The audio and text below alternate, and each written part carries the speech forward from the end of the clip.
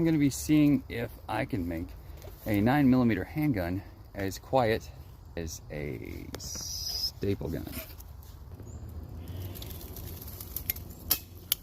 You can see right there that the highest reading was 78.9. 88.7. We have the highest from the staple gun being 88.7. So what we're using is subsonic 9mm ammo. We've got this 9mm can. 3, 2, 1.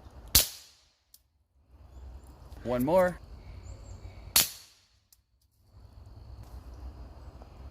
We're gonna take it back to the ranch and see what the readings were.